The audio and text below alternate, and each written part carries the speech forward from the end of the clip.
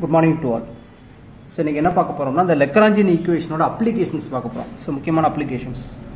So, first one the linear harmonic oscillator. So, linear harmonic motion வந்து create பண்ணியாச்சுன்னா அதுக்கு ஆசிலேட்டர்னு சொல்லுவாங்க. ஓகேங்களா? ஆக்சுவலா என்னன்னு பாருங்க. ஃபர்ஸ்ட் இப்போ ஹார்மோனிக் இப்போ சிம்பிள் ஹார்மோனிக் மோஷன் நமக்கு தெரியும். ஓகேங்களா? இப்போ வந்து ஃபர்ஸ்ட் ஹார்மோனிக் ஆசிலேட்டர்னு அர்த்தம்னா a particle undergoing simple harmonic motion is called harmonic motion. ரைட்டா?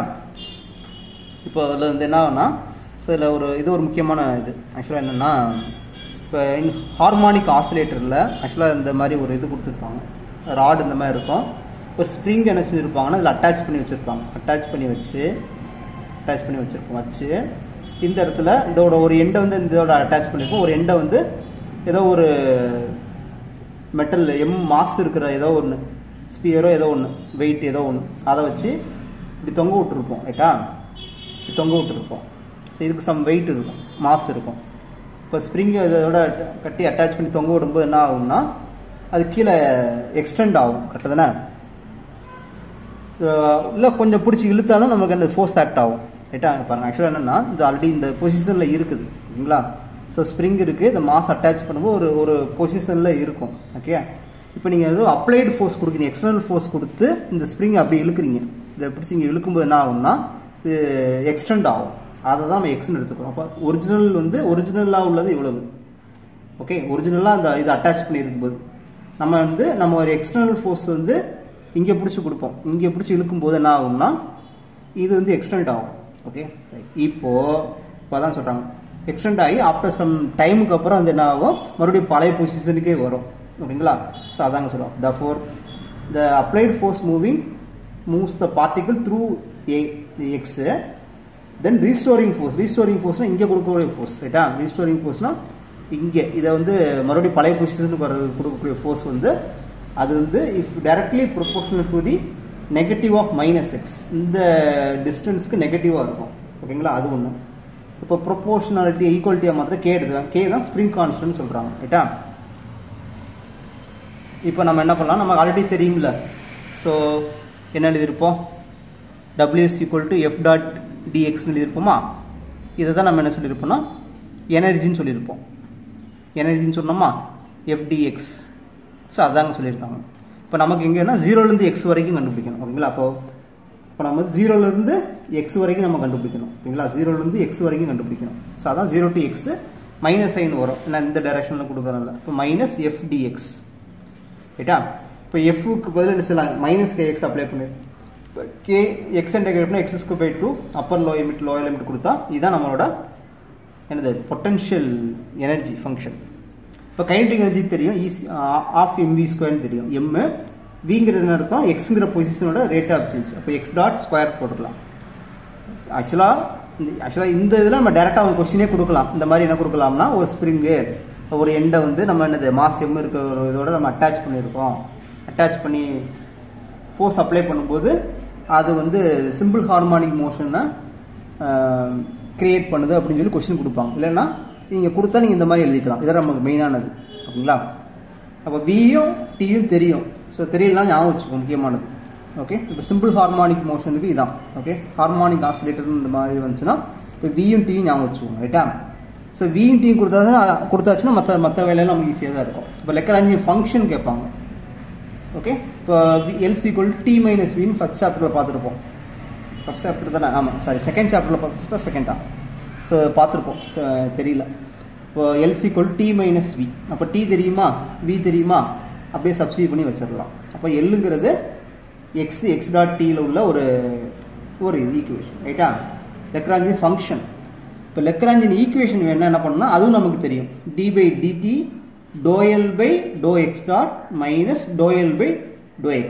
நான் இங்கே ஒரே ஒரு கோஆர்டினேட்ஸ் மட்டும் தான், எக்ஸ் மட்டும் ஜெனரலைஸ் கோஆர்டினேட் வந்து எக்ஸ் தான். அதனால நமக்கு ஒரே ஒரு ஈக்குவேஷன் மட்டும் கிடைச்சிருக்கு. அவ்வளோதான். இதை அப்படியே என்ன செய்யலாம், இதை வந்து எக்ஸ் டாட்டை பொறுத்து பார்ஷியல் டிஃபரன்ஷியேட் பண்ணியிருக்கேன், மைனஸ் எக்ஸை பொறுத்து பார்ஷியல் டிஃபரன்ஷியேட் பண்ணி போட்டேன். ஸோ இதுதான் என்னோட ஈக்குவேஷன். இப்போ இதோட மோஷன் இருக்குது பார்த்தீங்களா, இந்த மோஷனோட ஈக்குவேஷன் தான் எழுதியிருக்கோம். It is the equation of simple harmonic motion. முக்கியமானது. ஓகேங்களா? ஸோ இப்போ கிளாசிக்கல் மெக்கானிக்ஸை பொறுத்து இந்த மாதிரி வேர்டில் கொஸ்டின் கொடுப்பாங்க. கொடுத்துட்டு அதோட equation motion of equation of motion கேட்பாங்க ரைட்டா. அப்போ நமக்கு வந்து அதுக்கு கைனடிக் எனர்ஜி பொட்டன்ஷியல் தெரிஞ்சால் மட்டும் தான் நம்ம கண்டுபிடிக்க முடியும் ஓகேங்களா. ஸோ இதுதான் one of the application for Lagrangian equations. Okay, simple harmonic motion வந்து முக்கியமானது. Okay, harmonic oscillator. Okay, so இது ஞாபகம் வச்சுக்கோ, முக்கியமானது, வெரி வெரி இம்பார்ட்டன்ட். ஸோ இது ஃபர்ஸ்ட் கொஸ்டின் ஓகேங்களா. அதாவது வி ஒன்று இல்லைன்னா வியூடி டேரெக்டாக கொடுத்துட்டா நமக்கு பிரச்சனையே கிடையாது. நம்ம மேக்ஸ் நாலேஜ் வச்சு எல்லாமே கண்டுபிடிச்சிடலாம். வியும் டீயும் கொடுக்கலாம் இங்கே பிரச்சனை ரைட்டா. அது வந்து மேக்ஸிமம் கொடுத்துருவாங்க, பார்ப்போம் என்னன்ட்டு. ஸோ ஓகே, கொடுத்துட்டாங்கன்னா நமக்கு ரொம்ப வேலை மிச்சமாயிடும். ஓகே, இப்போ அடுத்த அப்ளிகேஷன் என்னன்னா Lagrangian equation. Next application simple pendulum. இது ஆல்ரெடி படிச்சிருப்போம் நினைக்கிறேன். தனி ஊசலா இந்த மாதிரி ஒன்று இருக்கும். இது வந்து த்ரெட் வந்து வித் மாஸ்லெஸ்ன்னு சொல்லுவோம். மாஸ்லெஸ்னால் அதுக்கு சம் மாஸ் இருக்காது. ஓகே, சும்மா ரொம்ப இதாக இருக்கும். Okay, massless thread. ஓகே, அதுக்கு மாஸ் இருக்காது, ரொம்ப தின்னாக இருக்கும் ரைட்டா. இருக்குது இப்போ இந்த இடத்துல என்னது ஒரு பாப்புனா என்னது ஒரு ஏதோ ஒன்று மாஸ் எம் இருக்கிறத இங்கேயே கட்டி வச்சிருக்கிறாங்க. அப்போது இப்படி இருக்கும் ரைட்டா. இப்படி இருக்கும்போது நம்ம வந்து இப்போ சிம்பிள் பெண்டுலம் ஆல்ரெடி கிளாக்லாம் பார்த்துருக்கோம். கிளாக் வந்து கிளாக் ஆடிக்கிட்டே இருக்கும்ல, இப்படி ஆடிக்கிட்டே இருக்கும் தான் ஆசிலேஷன் சிம்பிள் ஓகேங்களா. ஸோ இந்த மாதிரி ஆசிலேட் ஆகிட்டு இருக்கும். ஆக்சுவலாக அது பெரிய ஸ்டோரியாக ஃபிசிக்ஸில் சொல்லுவாங்க. அந்த டைம்லாம் எப்படி கால்குலேட் பண்ணுறோம், டிஸ் ஈக்குவல் டு சம், அது வந்து அந்த வீச்சை டிபெண்ட் பண்ணி இருக்காது, டைம் வந்து டிபெண்ட் பண்ணி இருக்கும். டிஸ் ஈக்குவல் டு சம் ஏதோ ஃபார்மில் படிச்ச மாதிரி இருக்கும். T directly proportional to the root of L/2G ஏதோ ஒன்று வரும். L/2G ஏதோ ஒன்று வரும். Okay right. இப்போ என்னென்னா சரி, இப்போ நமக்கு இதெல்லாம் தேவையில்லை. இந்த இருக்கா ஆக்சுவலாக என்ன இப்படி இருக்கா. இப்போ பிடிச்சி நம்ம இதை இங்கே இழுக்கும்போது இந்த மாதிரி அது ஆசிலேட் ஆகுது. ஓகே, இந்த மாதிரி ஆசிலேட் ஆகுது, இங்கிட்டு மூவ் ஆகுது. ஓகேவா. இப்போ இந்த இது இருக்கு பார்த்தீங்களா, இதுதான் பி, இதுதான் ஓபி கரெக்டா. ஓபி இந்த த்ரெட்டோட லென்த் வந்து நம்ம எல்னு வச்சுக்கிறோம். இப்போ வந்து இங்கே என்ன நடக்கும்னா ஆசிலேஷன் ரொட்டேஷனில் நடக்குது. ஓகே, ரொட்டேஷனில் நடக்கும். அப்போ அதனால ஆங்குலர் டிஸ்பிளேஸ்மெண்ட், ஆங்குலர் வெலாசிட்டியில் அந்த இடத்துல வரும். ரைட். இப்போ நமக்கு தெரியும் கைனடிக் எனர்ஜி வந்து T = ½ mv². Okay right. இப்போ என்ன பண்ணுவோம்னா நமக்கு வந்து இது வந்து லீனியர் வெலாசிட்டி, நம்ம ஆங்குலர் வெலாசிட்டியை மாற்றணும். அப்போ நமக்கு தெரியும் இதெல்லாம் அவங்க கொடுக்க மாட்டாங்க ரைட்டா. இப்போ விங்கிறது என்னது லீனியர் வெலாசிட்டிக்கும் ஆங்குலர் வெலாசிட்டி தான் ஃபார்முலா. V = r⍵ ஆல்ரெடி படிச்சிருப்போம். ஐ திங்க் +2லலாம் படிச்சிருப்போம். ஓகேவா ரைட். அப்புறம் ஆறுங்கிறது ஆங்குலர் வெலாசிட்டி. அப்போ என்ன அர்த்தம், angular displacement rate of change, இதான் ஆங்குலர் டிஸ்பிளேஸ்மெண்ட். அப்போ dx/dt எழுதிடும். அப்போ Lx எழுதிடும். இந்த இடத்துல அப்படியே பிளேஸ் பண்ணிடலாமா. T = 1/2 m v²னா L² θ·2 போடலாம். அப்போ நமக்கு ஸோ கைனடிக் எனர்ஜி வந்து ஆங்குலர் பாராமீட்டரில் வந்துருச்சு. ஓகே, நெக்ஸ்ட் பொட்டன்ஷியல் எனர்ஜினா mgh. ஓகேங்களா, பொட்டன்ஷியல் எனர்ஜினா இந்த இது கண்டுபிடிக்கணும். ஓகேங்களா, பொட்டன்ஷியல் எனர்ஜினா ஆக்சுவலாக இது இங்கே போயிருக்குமா, இது இங்கே போயிருக்கும். ஸோ இங்கே போகும்போது இப்படி இருக்கும். இதுவும் லென்த் எல்லு தான். ஓகே, ஆக்சுவலாக இது கொஞ்சம் இப்படி மேலாப்பில் போயிருக்கும். ஸோ மேலாப்பில் போகும்போது அந்த பாயிண்ட்டுக்கும் இந்த இதுக்குள்ள டிஸ்டன்ஸ் தான் நம்ம அந்த டிஸ்டன்ஸில் ஹைட் கண்டுபிடிக்கணும் நம்ம. ஓகேங்களா, இந்த ஹைட்டில் கண்டுபிடிக்கக்கூடாது, ஓபியில் கண்டுபிடிக்கக்கூடாது. ஆக்சுவலாக நம்ம என்ன பண்ணால் இந்த இது இங்கே போயிருக்குமா, இப்படி தள்ளி போயிருக்கும் அப்படிதானே. தள்ளி போகும்போது அங்கே அந்த பாயிண்ட்டுக்கும் இந்த த்ரெட்டோட மீன் பொசிஷனுக்கும் உள்ள டிஸ்டன்ஸுக்கு அந்த ஹைட்டை கண்டுபிடிக்கணும். ஓகேங்களா, ஸோ அதான் எழுதியிருப்போம். ஸோ ஓபியை கண்டுபிடிக்கக்கூடாது. இப்போது பொட்டன்ஷியல் எனர்ஜி என்னது, விசியோட mgh. இப்போ mg கச்சுங்கிறது என்னது ஓ, ஆக்சுவலாக கச்சுங்கிறது வந்து பிசி, அந்த டிஸ்டன்ஸில் அதுக்கு கீழே அது போக ரிமைனிங் சிபி. ஓகே, இந்த இது கண்டுபிடிக்கும். இப்போ இது என்ன அர்த்தம், டோட்டல் லென்த்லேருந்து கழிச்சு. டோட்டல் லென்த் வந்து நமக்கு என்ன தெரியும், எல்லுன்னு தெரியும். இப்போ ஓசி வந்து இதுலேருந்து கண்டுபிடிக்கலாமா, இது தீட்டா, இது ஒரு 90 டிகிரி. இதுலேருந்து என்ன பண்ணலாம், காஸ் தீட்டா கண்டுபிடிச்சிடலாம், ஓசி கண்டுபிடிச்சிடலாம். ஓசி வந்து இன் டர்ம்ஸ் ஆஃப் காஸ் தீட்டாவில் இருக்கும். போட்டோம்னா இந்த மாதிரி எல் வரும். எல்லை காமனாக எடுத்தால் இப்போ வி வந்து ஆங்குலர் டிஸ்பிளேஸ்மெண்ட்டில் இருக்கும், தீட்டாவில் இருக்கும். அப்போ வியும் டியும் நமக்கு என்னது கோஆர்டினேட் வந்து தீட்டாவில் இருக்குது. அப்போ L = T - Vன்னு போட்டுக்கலாம். அவங்க டைரெக்டாக கொடுத்துட்டான்னா பிரச்சனையே கிடையாது, நமக்கு டக்குன்னு போட்டுடலாம். ஓகே, கொடுக்கலன்னா நம்ம இந்த மாதிரி தான் யோசிக்கணும். ஓகேங்களா, சிச்சுவேஷன் கொடுத்துருவாங்க. சிம்பிள் பெண்டில் வந்து இந்த மாதிரி இருக்குது, அந்த நூலோட லென்த்து எல்லு, அந்த ஒரு கட்டி தொங்க விட்டுருக்கு, அதோட மாஸ் எம்மு, ஸோ அது வந்து ஆசிலேட் ஆகுது அப்படின்னு சொல்லி அதை கைனடிக் எனர்ஜி, பொட்டன்ஷியல் எனர்ஜி அப்படிலாம் கேட்பாங்க. அதோட மோஷன், ஈக்குவேஷன் ஆஃப் மோஷன் கேட்பாங்க. ஆசிலேஷன் ஆகும்போது அதோட மோஷன் என்னன்னு கேட்கும்போது நம்ம இப்படி பண்ணிடலாம். Okay, mg 1 - cos θ. அப்போது லெக்ராஞ்சியன் ஃபங்க்ஷன் அது எல் ஈக்குவல் t - v. அப்போ t தெரியும், v தெரியும், அப்படியே சப்ஸ்டிட்யூட் பண்ணியாச்சு, அவ்வளோதான். அப்போ இதுவே ஒரு கொஸ்டினாக கேட்கலாம். அப்போ லெக்ராஞ்சியன் ஃபங்க்ஷன் கேட்குறது ஒரு கொஸ்டினாக இருக்கலாம். ஓகே, இப்போ நமக்கு என்ன பிரச்சனை, டி இந்த வியும் டீயும் கொடுத்தனா பிரச்சனையே கிடையாது. அவங்க வேர்டில் கொடுக்கும்போது நம்ம வந்து நமக்கு ரொம்ப பிரச்சனையாகும். Okay, right. இப்போ இதெல்லாம் ஈஸி தானே, கண்டுபிடிச்சாச்சு. அப்புறம் என்னது, இப்போ நம்ம ஒரே ஒரு பாராமீட்டர் தீட்டா தானே இருக்குது. அப்போ ஒரே ஒரு லெக்ராஞ்சி ஈக்குவேஷன் மட்டும் வரும், d/dt ∂L/∂θ மைனஸ், அது அப்படியே என்னது பார்ஷியல் டிஃபரன்ஷியேட் பண்ணி சப்ஸ்டிட்யூட் பண்ணியாச்சுன்னா இந்த மாதிரி கிடச்சிடும். ஓகே, இப்போ இது என்ன அர்த்தம், இது வந்து தீட்டா டபுள் டாட் போட்டுடலாமா? இப்போ தீட்டா டாட்டுங்கிறது வித் ரெஸ்பெக்ட் டு டைமை பொறுத்திருக்கும். அப்போ செகண்ட் டெரிவேட்டிவ் போகும். இப்போது இப்படி இருக்கும். ஸோ mL² தீட்டா டாட் இப்படி இருக்கும். இதுதான் அந்த பெண்டுலத்தோட மோஷன். ஓகேங்களா, ரைட். அப்போ ஈக்குவேஷன் ஆஃப் மோஷன் கேட்பாங்க. சிச்சுவேஷன் கொடுத்து ஈக்குவேஷன் மோஷன் கேட்கலாம், இல்லைன்னா பொட்டன்ஷியல் எனர்ஜி கைனடிக் எனர்ஜி கொடுத்து ஈக்குவேஷன் ஆஃப் மோஷன் கேட்கலாம். ஓகேங்களா, மோஷன். அடுத்து என்னென்னா ஸ்பெரிக்கல் பெண்டுலம். இது வந்து அவ்வளோ ஈஸி கிடையாது. ஓகேங்களா, இது வந்து 3Dயில் தான் நம்ம வந்து எக்ஸ்பிளனேஷன் கொடுக்க முடியும். ஓகேங்களா, ஸோ ஸ்பெரிக்கல் பெண்டுலம் இது ஒரு முக்கியமான எக்ஸாம்பிள்ஸ். இதை வந்து நம்ம டைரெக்டாக நம்ம எக்ஸ்பிளைன் பண்ண முடியாது. ஓகேங்களா, இப்போ என்ன பண்ணுவாங்கன்னா, இப்போ கைனடிக் எனர்ஜி பாருங்கள். ஆக்சுவலாக இது எங்கேயோ பார்த்த மாதிரி இருக்கேன், எங்கே பார்த்துருக்கோன்னு சொல்லுங்க பார்ப்போம். 1/2 m r². சரி பாருங்க, ஸ்பெரிக்கல் பெண்டுலம் இப்படி இருக்கும். இதெல்லாம் நம்ம மனப்பாடம் பண்ண முடியாது, சரியா? கொஸ்டினில் கொடுத்துருவாங்க. ஓகேங்களா, எல்லாருக்கும் தெரிஞ்சு தான் கொடுப்பாங்க. அப்போ டீயும் வியும் கொடுத்து தான் வச்சுக்குமே. அப்போது எல் ஈக்குவல் t - v தெரியும். இப்போ இங்கே என்னது ஆங்குலர் பாராமீட்டர், 2 பாராமீட்டர் வரும். ஒன்று பை ஒன்று வரும், தீட்டா ஒன்று வரும், பை ஒன்று வரும். அப்போ 2 லெக்ராஞ்சியன் ஈக்குவேஷன் வரும். ஓகேங்களா, இப்போ கண்டுபிடிச்சி வச்சாச்சு. அப்போ லெக்ராஞ்சி ஈக்குவேஷன் ஃபார் திஸ் கோஆர்டினேட்டுக்கு கண்டுபிடிக்கணும், தீட்டாவுக்கு, அப்புறம் பைக்கு கண்டுபிடிக்கணும். ஓகே, இப்போ தீட்டா கண்டுபிடிக்கும் போது இது வந்துடும், பைக்கு இது கண்டுபிடிக்கும். அப்படியே ஜஸ்ட்டு டிஃபரன்ஷியேஷன் அப்படியே சப்ஸ்டிட்யூட் பண்ணியாச்சுன்னா நமக்கு 2 ஈக்குவேஷன் கிடைக்கும். ஓகேங்களா, இந்த ஒன்று இந்த 2 ஈக்குவேஷன் கிடைக்கும். அதான் ஈக்குவேஷன் ஆஃப் மோஷன். ஓகே, அடுத்து ஒரு முக்கியமான இது இப்போ என்னென்னா problem number 4, harmonic oscillation Cartesian coordinates. இப்போ எக்ஸ் ஒய் இசட்டில் பார்க்குறோம். ஸோ ஆல்ரெடி எக்ஸ் இசட், அதாவது இது எப்படி கொடுத்தா 2Dயில் பார்ப்போம். ஓகே, ½ mv², 2Dயில் பார்ப்போம். இப்போ இது வந்து 3Dயில் பார்க்குறோம். ஓகே, அப்போது ½ m x.2 y.2 z.2. இது ஹார்மோனிக் ஆசிலேஷன் தான். ஓகே, அப்போது கைனடிக் எனர்ஜி ஆல்ரெடி படிச்சிருப்போம். v = போன சம்மில் பார்த்துருப்போமே, ஃபஸ்ட்டு சம்மில் போட்டிருப்போம். அதெல்லாம் ஞாபகம் வச்சுக்கோ, முக்கியமானது. இந்த கொண்டு வந்துருக்கோம் பார்த்தீங்களா, இங்கே ஃபஸ்ட் சம் இந்த இருக்குல்ல. ஸோ இது முக்கியமானது. இப்போ இது எப்படி கொண்டு வந்தோம் ஞாபகம் வச்சுக்கணும். ஞாபகம் வச்சோம், v = k × x²/2. ஸோ அதை நம்ம இந்த இடத்துல யூஸ் பண்ணியிருக்கோம். v = k x²/2. அது வந்து 1 வேரியபிளுக்கு, இங்கே 3 வேரியபிள்ஸ் இருக்கிறனால அப்படியே எக்ஸ்டெண்ட் பண்ணுறோம். x², அப்புறம் அதே வச்சு y² z² போட்டாச்சு. இப்போ டீயும் வியும் கொடுத்துட்டா பிரச்சனை இல்லை, கொடுக்கலாம் நம்ம ஞாபகம் வச்சுக்கிறோம். ஓகேங்களா, ஞாபகம் வச்சு இது எழுதிடலாம். இப்போ லெக்ராஞ்சியன் ஃபங்க்ஷன்லாம் அப்படியே எழுதிடலாம்.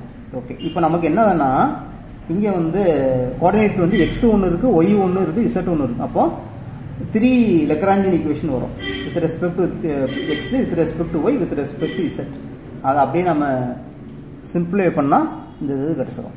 இதுதான் ஈக்குவேஷன் ஆஃப் மோஷன். ஓகேங்களா, இது பார்த்தாச்சு. நெக்ஸ்ட் என்ன பார்க்க போகிறோம்னா, இதுலேயே அதே ஹார்மோனிக் ஆசிலேஷனில் ஸ்பெரிக்கல் கோஆர்டினேட்ஸை பொறுத்து பார்க்க போகிறோம். ஸோ இதை நம்ம ஆல்ரெடி நான் சொல்லியிருப்பேன், நீங்கள் முன்னாடி ஃபஸ்ட் யூனிட்டில் சொல்லியிருப்போம்.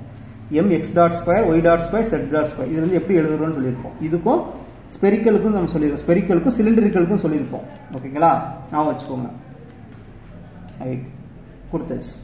இப்போ நமக்கு கைனடிக் எனர்ஜி வந்து இதுன்னு தெரியும், பொட்டன்ஷியல் எனர்ஜி வந்து நம்ம அந்த ஞாபகம் வச்சுக்கணும். இப்போ 1/2 k x²/2. இங்கே என்னது, எக்ஸுங்கிற பிளேஸில் நம்ம r ரேடியஸ் இருக்குது. அப்போ r² ஞாபகம் வச்சுக்கணும். Okay, right. இப்போ நமக்கு t தெரியும் v தெரியும் இன் டர்ம்ஸ் ஆஃப் இங்கே வந்து நமக்கு ரொட்டேஷனில் நடக்கிறதுனால தீட்டாவில் கொடுப்போம் ஓகேங்களா. ரொட்டேஷனில் நடக்கிறதுனால இங்கே வந்து தீட்டாவில் வரும் வேரியேஷன்ஸ் ஓகேங்களா. ஆங்குலர் மோஷன் நடக்கும். இப்போ L equal to T minus V. இப்போ எல் தெரியும் வி தெரியும், அப்படியே சப்ஸ்டிட்யூட் பண்ணுவாச்சு. சப்ஸ்டிட்யூட் பண்ணிவிட்டு இப்போ நமக்கு 2 டிஃபரன்ஷியல் ஈக்குவேஷன் கிடைக்கும். ஓகே, ஃபஸ்ட்டு ஆக்சுவலாக 3 கிடைக்கும். நம்ம ஆர் ஒன்று இருக்கும், தீட்டா ஒன்று இருக்கும், பை ஒன்று இருக்கும். அவ்வளோ அப்படியே எழுதிட்டு அப்படியே சப்ஸ்டிட்யூட் பண்ணால் நமக்கு என்ன ஈஸியாக ஒரு 3 ஈக்குவேஷன் கிடைக்கும் ஓகேங்களா. அப்புறம் இது வந்து அந்த புக்கில் அடிக்கடி கேட்கக்கூடிய கொஸ்டின்ஸ், முக்கியமான கொஸ்டின், கெப்லர்ஸ் ப்ராப்ளம்னு சொல்லுவாங்க. Okay, Kepler's problem, Kepler's gravitational force. So இது ஞாபகம் வச்சுக்கோங்க. ஓகே, டி ஈக்குவல் டு ஆக்சுவலாக சில புக்கில் வந்து மாஸ் வந்து 1ன்னு கொடுத்துருப்பாங்க. இப்போ நம்ம அந்த புக்கில் மாஸ் 1ன்னு கொடுத்துருக்காங்க. நம்ம கிரீன்வுட் புக்கில் வந்து இந்த எம்முக்கு வந்து இப்படி கொடுத்துருவாங்க, எம் வந்து 1ன்னு எடுத்திருப்பாங்க, யூனிட் மாஸ் வச்சு பண்ணியிருப்பாங்க. ஓகே, யூனிட் மாஸ்னா யூனிட் மாஸ், இல்லை எம்னா இந்த மாதிரி எம்னு வச்சுக்கலாம். 1/2 எம். இது வழக்கம் போல் ஆர் டாட் ஸ்கொயர். இது ஆல்ரெடி நம்ம எழுதியிருப்போம், R square theta dot square. Okay, T கிடச்சிச்சு. இதை நீங்கள் படிச்சு தான் ஆகணும், வேறு வழியே இல்லை. ஸோ கெப்லர்ஸ் ப்ராப்ளத்தை பொறுத்தளவு v ஈக்குவல் டு -μ/r. இந்த நியூ தான் என்னதுன்னா கிராவிடேஷனல் கான்ஸ்டன்ட் சொல்லுவோம். ரைட், இப்போ டி தெரியும் v தெரியுமா, இதான் வச்சுக்கணும். இப்போ அதுக்கப்புறம் ஈஸியான ப்ராசஸ் தான். ஓகே, டி மைனஸ் வி ரெண்டையும் சப்ஸ்டிட்யூட் பண்ணுறோம். இப்போ நமக்கு என்ன பாராமீட்டர் வந்து r1 θ1, அப்போ 2 டிஃபரன்ஷியல் ஈக்குவேஷன் கிடைக்கும். ஸோ அவ்வளோதான். இதுதான் அந்த அதோட மோஷன், ஈக்குவேஷன் ஆஃப் மோஷன். ஓகேங்களா. ரைட், இப்போ இதில் என்ன, இதுவும் நம்ம அந்த கிரீன்வுட் புக்கில் உள்ள கொஸ்டின்ஸ். இப்போ லெக்ராஞ்சியன் ஈக்குவேஷன் வித் ரவுத்தியன் ஃபங்க்ஷன், ரவுத்தியன் ஃபங்க்ஷனை வச்சு பண்ணுறோம். ரவுத்தியன் ஃபங்க்ஷன் வரும்போது இக்னோரபிள் கோஆர்டினேட்ஸ்னு சொல்லியிருப்போம். ஓகே, இதெல்லாம் நம்ம இக்னோர் பண்ணிட்டு பண்ணுறோன்னு ஒரு முக்கியமான ஒரு. இப்போ எது இக்னோரபிள் கோஆர்டினேட் தான், இங்கே தீட்டாங்கிறது இக்னோரபிள் கோஆர்டினேட்ஸ். அதே கெப்லர் ப்ராப்ளம். கெப்லர் ப்ராப்ளத்தில் மாஸ் வந்து m= 1 எடுத்துருக்காங்க. போன அதே சேம் கொஸ்டின் தான், மாஸ் வந்து 1 எடுத்து கொடுத்துருக்காங்க. ரைட்டா, இது அப்போ கொஸ்டின் கொடுத்துருப்பாங்க. தீட்டா வந்து அதாவது ருத்தியன் ஃபங்க்ஷன் வரும்போது எது இக்னோரபிள் கோஆர்டினேட்ஸ் நமக்கு தெரிஞ்சால் தான் பண்ண முடியும். ஓகேங்களா, அது தெரியாமல் நீ பண்ண முடியாது. ஓகே, அப்போ இது கொடுத்துருவாங்க. கொடுத்துட்டு ரவுத்தியன் ஃபங்க்ஷனும் லெக்ராஞ்சியன் ஈக்குவேஷன் வித் ரூத்தியன் ஃபங்க்ஷன் கேட்டாங்கன்னா என்ன பண்ணணும்? ஓகே, நமக்கு தெரிஞ்சது என்ன, இதான் ஆக்சுவலாக லாஸ்ட் கிளாஸ் பண்ணியிருப்போம். ரூத்தியன் ஃபங்க்ஷன் இப்போ Lagrangian function L equal T minus V, அதை அப்படியே சப்ஸ்டிட்யூட் பண்ணால் நமக்கு கிடச்சிடும். ஓகேங்களா. ரைட், இப்போ ரூத்தியன் ஃபங்க்ஷன் வரும்போது ஆர், இதான் Routhian function R, L minus beta. ஆக்சுவலாக என்னென்னா இங்கே இக்னோரபிள் கோஆர்டினேட்ஸை வச்சு எழுதுவோம். தீட்டா டாட் இக்னோரபிள் கோஆர்டினேட்ஸ் என்னது அது இங்கே இருக்கும். ஓகேங்களா. ரைட், இப்போ பீட்டாவுக்கு நமக்கு தெரியும், பீட்டாக்கு ஆல்ரெடி சொல்லி, பீட்டாங்கிறது என்னென்னா அந்த இந்த எழுதியிருப்போம் பாருங்கள், பழைய ஃபர்ஸ்ட் சாப்டரில் இருக்கும். பி ஈக்குவல் டு இது வந்து வித் ரெஸ்பெக்ட் டு கோஆர்டினேட் கியூவை பொறுத்தல இருக்கும். Okay, angular momentum with respect to corresponding to coordinate, generalise coordinate Q வச்சு எழுதியிருப்போம். Doe L by Q doe Q dot. இதைத்தான் நம்ம பீட்டான்னு எடுத்திருப்போம். நீங்கள் அந்த செகண்ட் யூனிட் லாஸ்ட்டில் போட்டிருப்போம். ரூத்தியன் ஃபங்க்ஷன் லாஸ்ட்டில் கொண்டு வரும் ஒரு 5-6 ஈக்குவேஷன் கொடுத்துருப்போம். ஸோ அதில் பீட்டான்னு எழுதியிருப்போம். அப்போ பீட்டாவுக்கு பதில் என்ன செஞ்சுக்கலாம், இப்படி எழுதிக்கலாம். இப்போ கியூவா இங்கே நமக்கு வந்து இக்னோரபிள் கோஆர்டினேட்ஸ் வந்து என்னது தீட்டா டாட், அதனால் இந்த இடத்துல தீட்டா டாட் எழுதியிருக்கோம். ஸோ அவ்வளோதான். இப்போ இதை பண்ணிடலாமா, டோயல் இந்த இருக்குது, எல் இந்த இருக்குது. அப்போ தீட்டா டாட்டை போட்டு டிஃப்ரென்ஷியேட் பண்ணி இந்த இடத்துல எழுதிடும். அப்போ beta equal to R square theta டாட்னு இருக்கும். ஆக்சுவலாக ரூத்தியன் ஃபங்க்ஷனில் எல்லாமே பீட்டாவில் வரும். ஓகேங்களா, எல்லாமே பீட்டாவில் வரும். அதனால் நம்ம என்ன செய்ய போகிறோம்னா இந்த ரூத்தியன் ஃபங்க்ஷன் எழுதியிருப்போம். இதில் எல்ல பிரச்சனை, எல் எழுதிருக்கீங்க. எல் இதில் வந்து நமக்கு வந்து பீட்டாவில் இருக்கணும், தீட்டா டாட் இருக்கக்கூடாது. ஓகே, அப்போது 1/2 R dot square R square theta டாட்டுக்கு பதில் என்ன எழுதிடலாம், பீட்டா பை ஆர் ஸ்கொயர்டை ரீப்ளேஸ் பண்ணுங்க எல்லா இடத்துலையும். தீட்டா டாட்டுக்கு பதில் எல்லாமே, ஆனால் நம்ம ரூத்தியன் ஃபங்க்ஷனில் பீட்டாங்கிறது வரணும். ஓகே, இப்போ beta by r square replace பண்ணலாமா? இப்போ இந்த இடத்துல ஒரு ரீப்ளேஸ்மெண்ட் வரும். இப்போ beta square by r power 4 வரும், கேன்சல் ஆகி ஆர் ஸ்கொயர்னு வரும், இங்கே எழுதிருப்போம்.